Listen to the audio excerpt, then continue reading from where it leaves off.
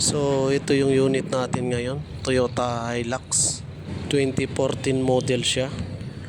After ko nga pinalitan yung kanyang fuel filter dito ay meron lang akong i-check sa loob. Tara guys, samahan nyo ako.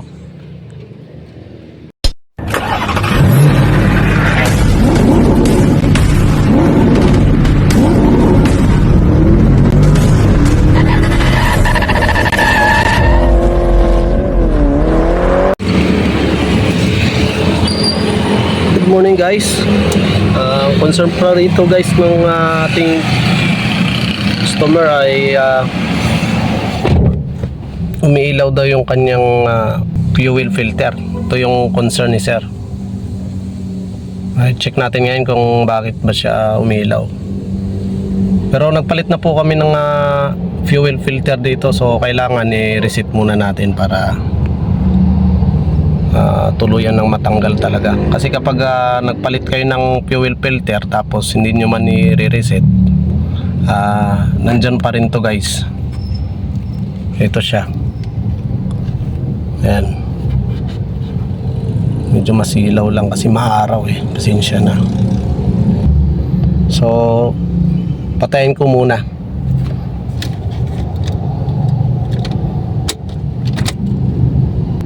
So ngayon guys, sisindi ko ulit. Ito yung susi. On ko. So i-try natin i-start no guys. Try natin i-start. Ito yung umiilaw na fuel. Ito sa ating dashboard. So, try kong i-start kung mawawala. So ito siya guys. Naka-permis pa rin, nakailaw pa rin siya. So pagpatay nito guys, ganito lang, i-share ko lang to sa inyo para magkaroon po kayo ng konting idea din. Dahil nagpalit na tayo ng fuel, so hindi pa rin siya talaga natanggal. So kailangan lang natin ng resetting dito. Re-reset lang natin siya, manual resetting lang. So patayin ko muna.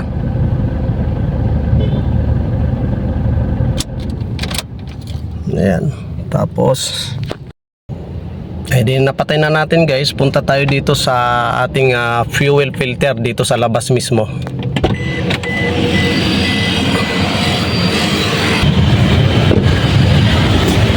Ito. Dito na tayo sa ating fuel.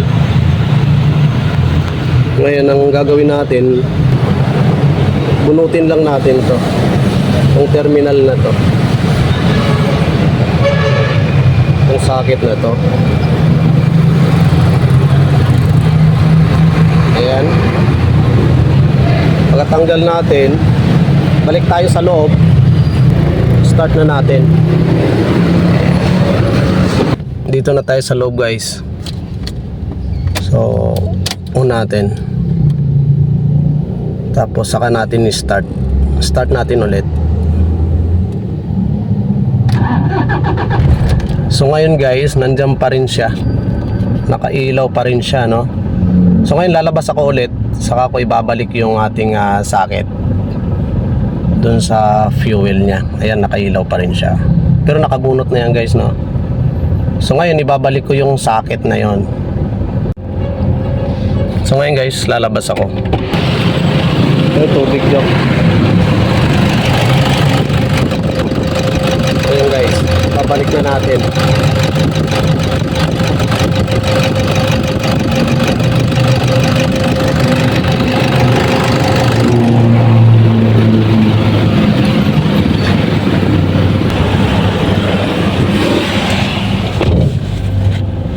So ayan na guys.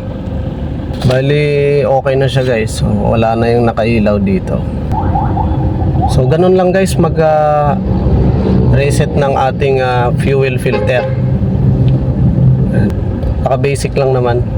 At saka pala guys, hanggang dito na lang yung ating video. Sana mayroon kayong napulot na konting tips sa ating pagbablog.